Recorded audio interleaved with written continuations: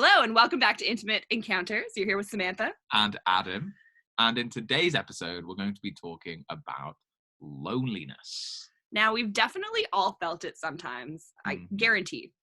Yep, sometimes you go through ebbs and flows. Doesn't matter if you're an introvert, if you're an extrovert, we can all experience a time where we feel like we don't have enough friends. Or we just can't really connect with someone. You can be in the same room with a whole bunch of people and you could feel like the loneliest person in the room. Yeah, I think we should get into that more later, but I think that's one of the worst kinds, actually, when you're surrounded by people and you still feel lonely.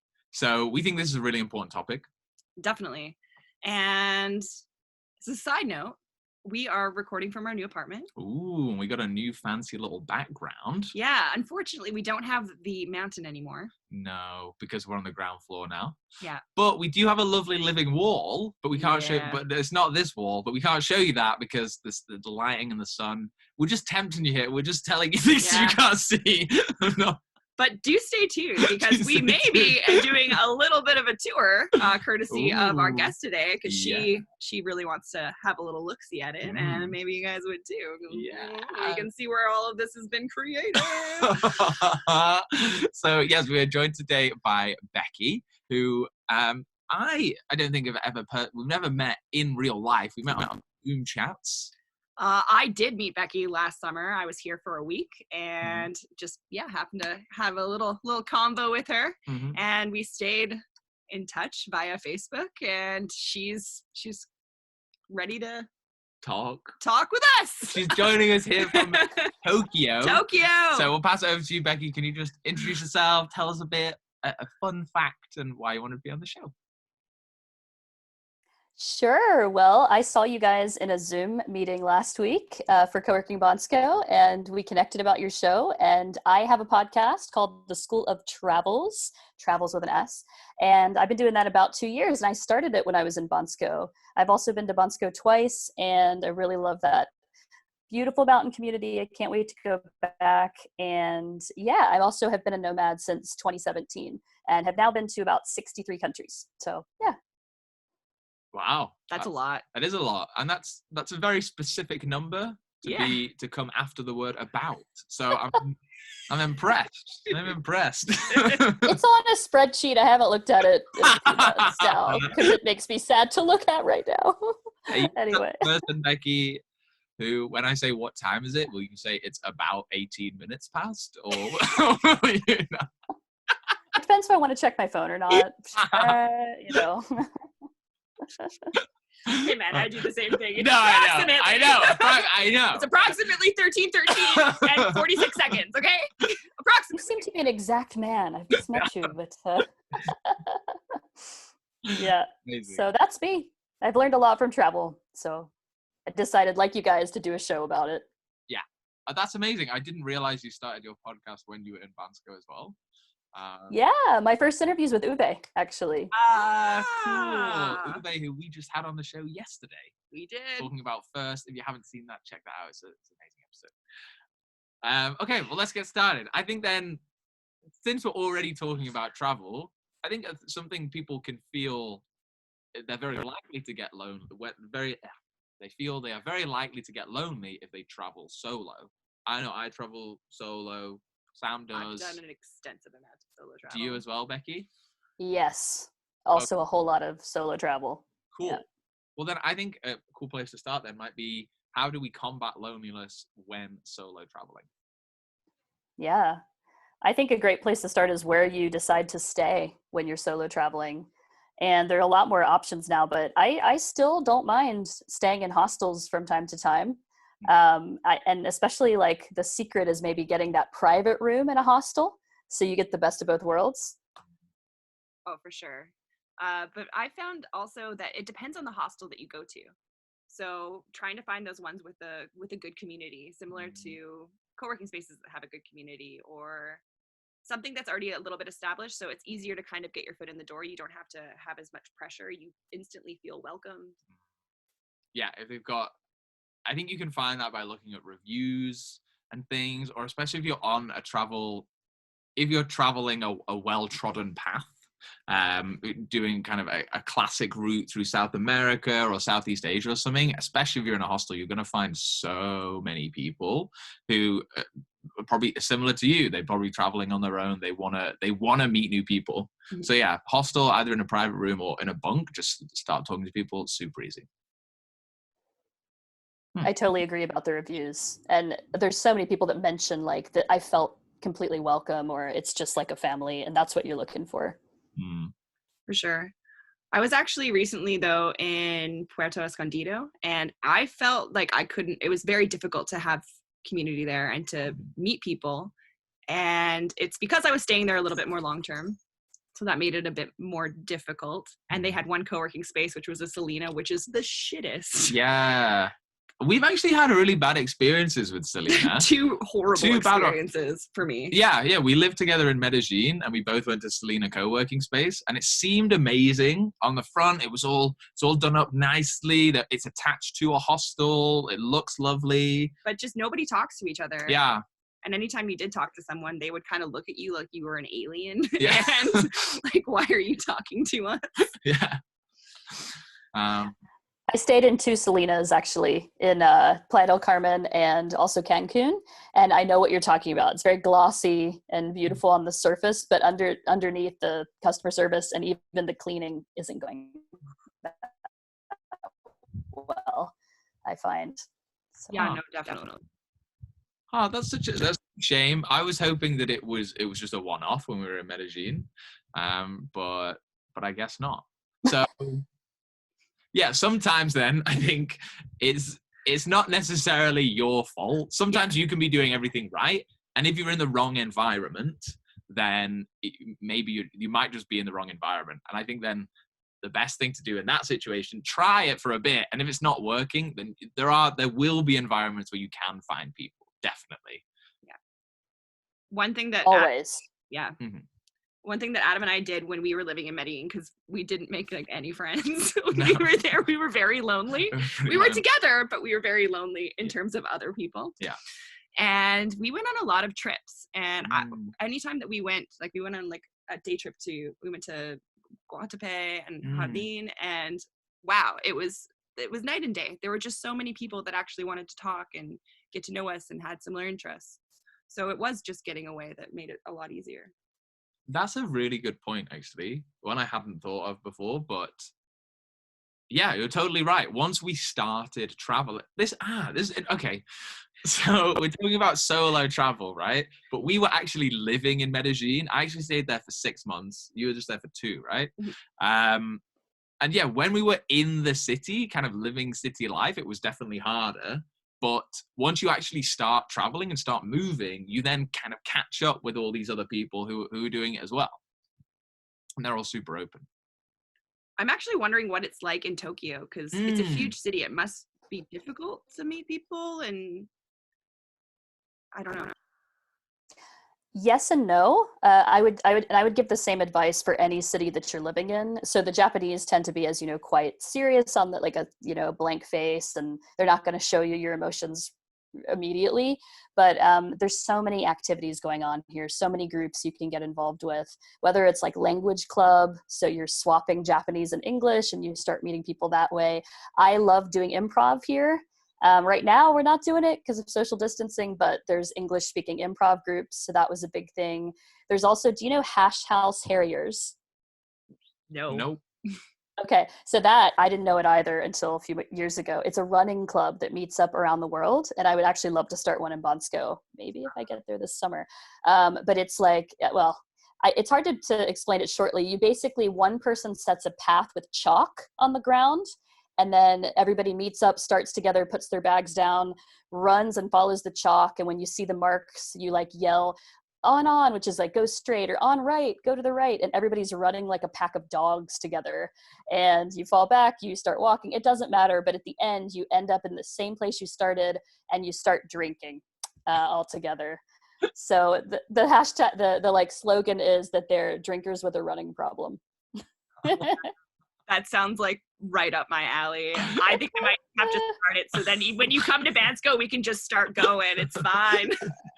Perfect. Let's talk about it. They do it 5 times a week here in Tokyo. So you're never gonna be like missing out on a meetup. Actually, we're starting back again in June with the hashing is what we call it. So Okay. Huh. And how far is the run? it depends on the night or what the group does. Typically about 5K. So I should say that like it'd be hard to walk the whole thing and end up with anyone left at the end still drinking. So yeah, make sure you're at least maybe you can do 3K running before you join. So Okay. give people some time. Samantha, if you're starting the club, tell them they need to start training now.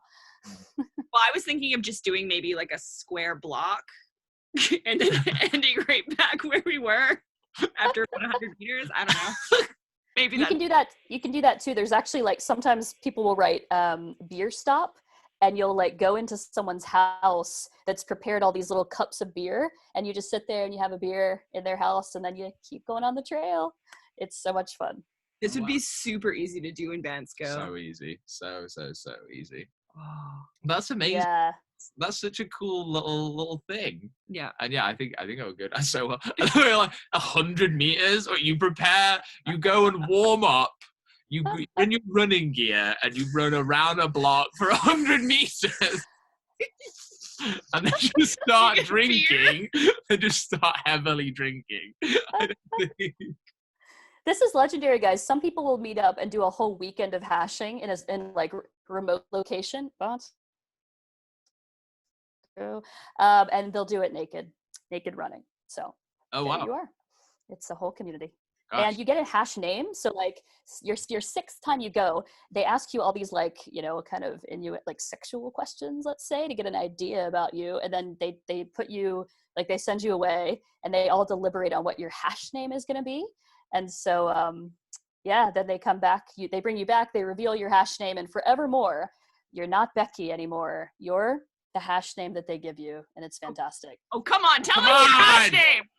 Tell us. My hash name is Hinduin it in the temple. And that's, Hinduin it for short. The Japanese really had trouble with that name, but it is what it sounds like. It's from a story that sounds like it was. In India. Anyway, so yeah, hashing is fun. That I just want to say, actually, just on a serious note, though, that is a really good way to combat loneliness. If you go to India, just have a lot of sex in temples. Yes. Yeah. I knew the person before I came to India, to be fair. I just didn't know his family had converted their home to a temple. You should have told me beforehand, buddy. Wouldn't have felt so sacrilegious, but all right. Amazing. Anyways. Okay. No, cool.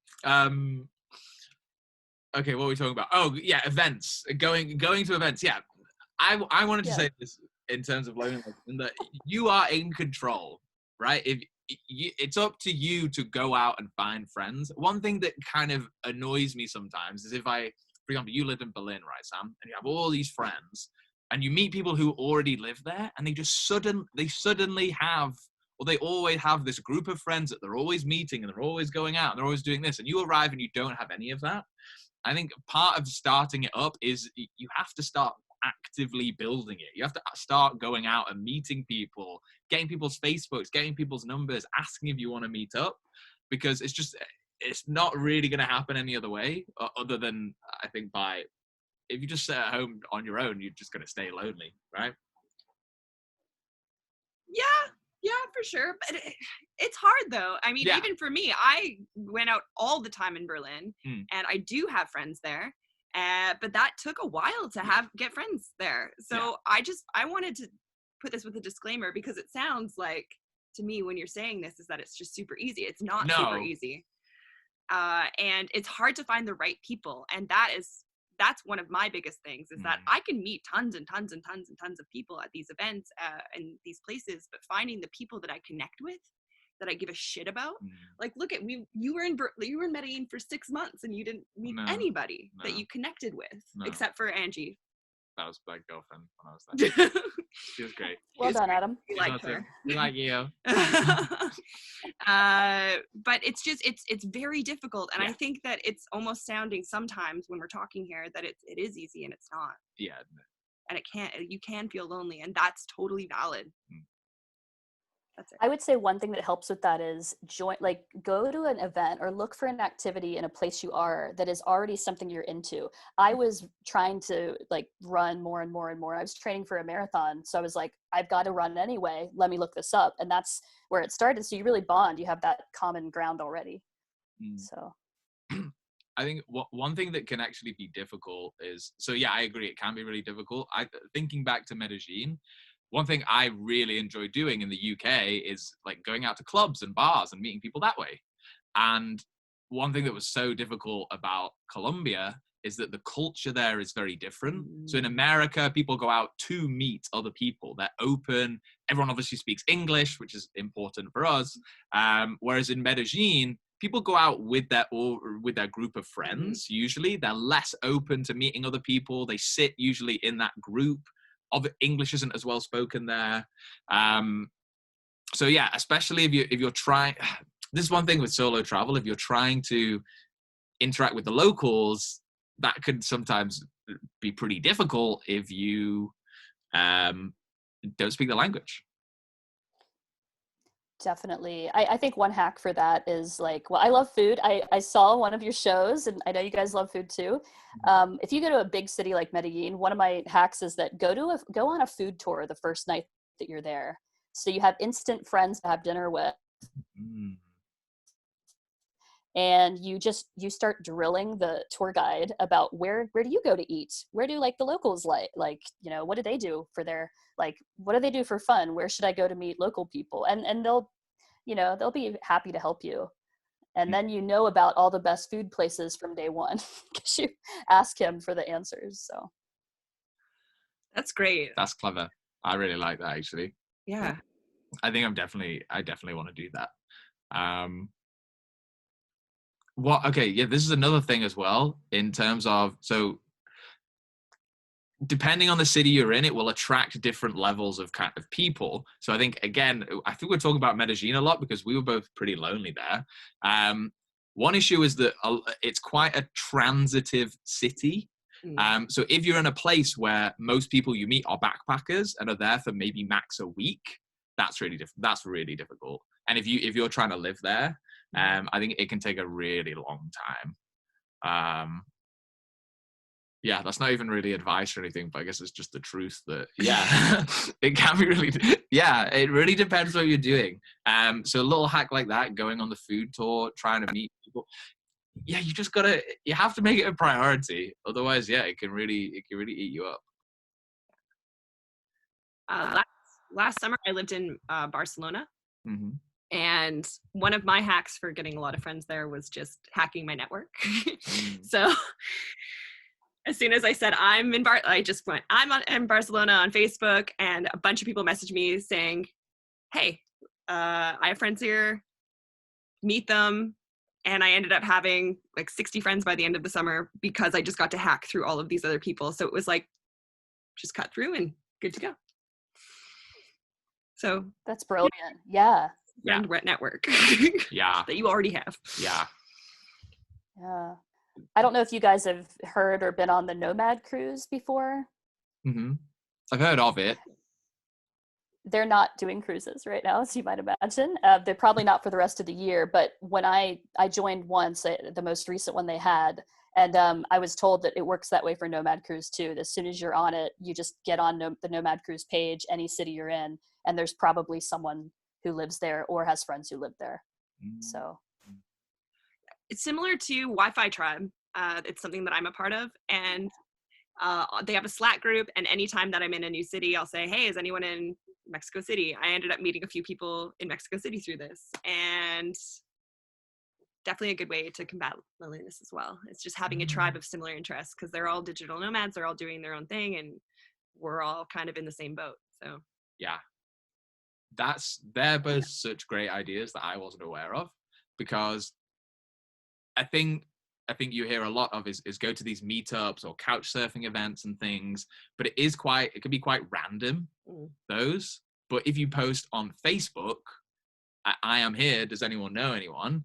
Then if your friends respond and say, "Oh yeah, I have a friend who does this," or "Yeah, I'm there," you're way more likely, I think, to get on with them. Because if I know you love death metal and that's your favorite thing, I'm not going to introduce you to like the world's biggest Taylor Swift fan. I'm the world's biggest Taylor Swift fan. Oh yeah, okay.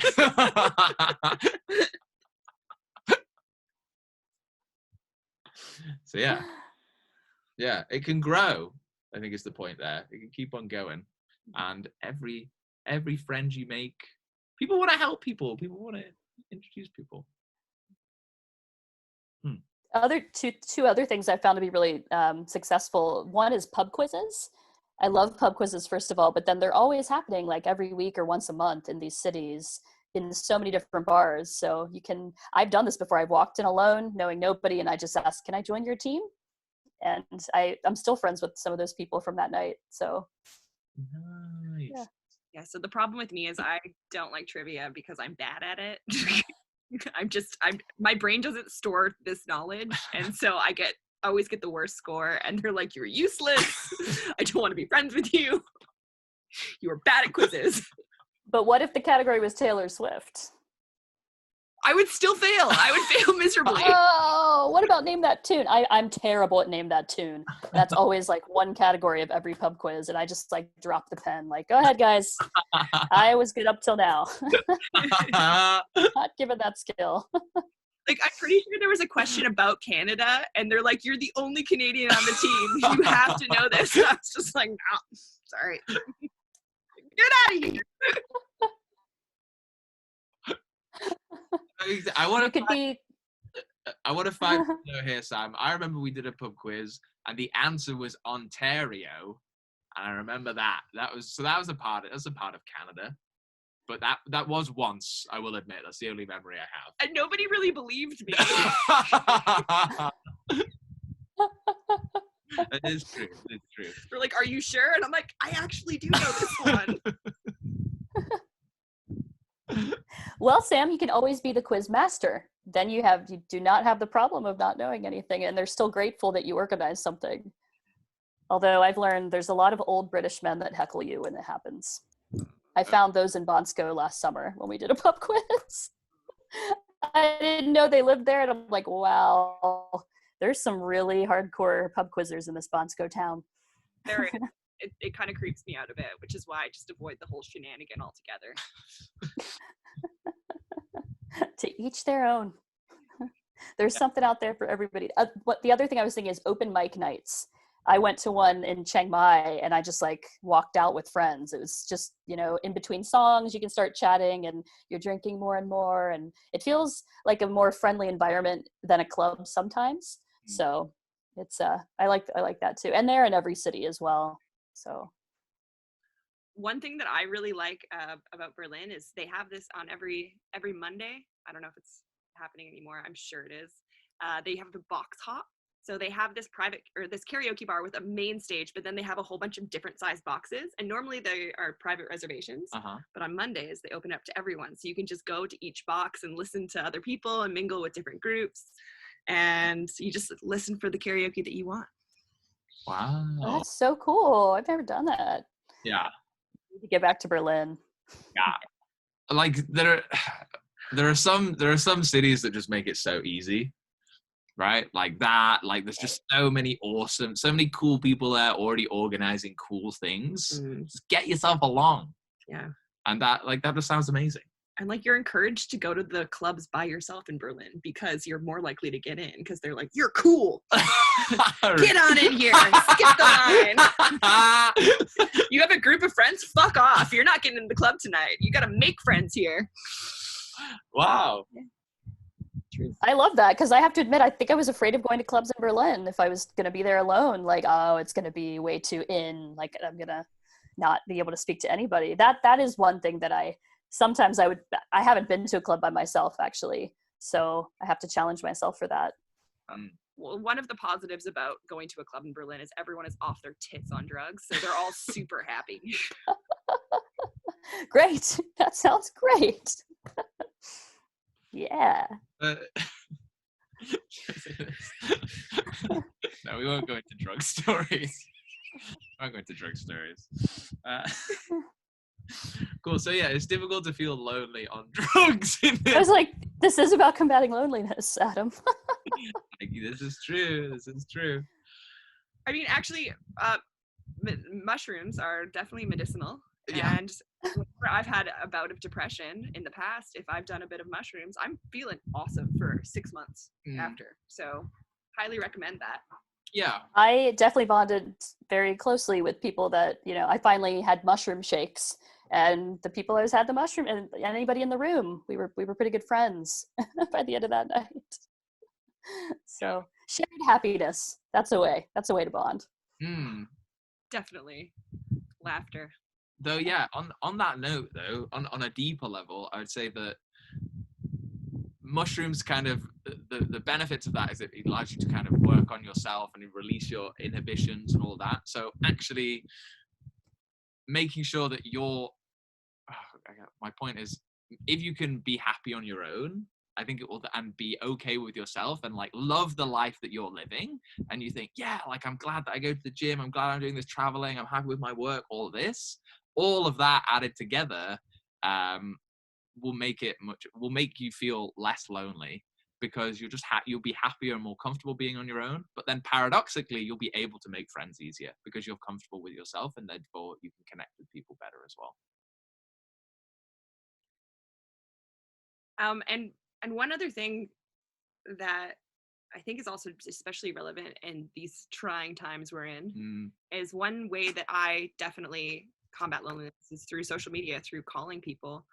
I have a habit of keeping in contact with everybody to a huge extent all the time. I'm constantly sending messages. I love hearing updates about people. I love jumping on video chats. I love calling my mom. I sometimes will talk to her for 2 hours, and I'm like, where did the time go? And it's lovely, and it's amazing how much connection you can have from so far away. So true. I hope we've all learned that over this really trying time. And I would, just looking at you guys now, I think I'm now living with 7 other people in a guest house here in Tokyo. I found it was a better thing to do a month-to-month lease than an Airbnb. And I just love hearing my housemates just laughing in another room, or, coming downstairs and they're like playing Nintendo Switch or whatever they're doing. It's like, I think people sometimes think I have to be alone, but so much is added to your life when you can get along with people and have them in the same room, board games, etc. For sure. So on that note, this is very lovely chatting with you about loneliness. I hope that you, the viewers and or listeners, have some tips now that you can use whenever you're feeling lonely. Yeah, it's something that will be in your life for quite a lot of it. I think there'll be ebbs and flows, and learning that it's okay, and learning that and having these tips, I think, were really helpful, especially the one just like keeping in contact with people on Facebook. That's just the absolute killer. I haven't seen anyone do it as much as Sam, and she has one of the persons she's the most well-connected person I've probably ever met. She has so many friends, always chatting to people, always doing so many things. I know. So but call your parents. Call your parents, keep in contact with your friends. Keep going, though. It can be difficult. Sometimes you're just in a crappy city, and maybe you need to shake it up and change it up. Yeah. And if you're ever feeling lonely, like, we're here for a chat, and you can totally be on the show if you want, or we could just chat.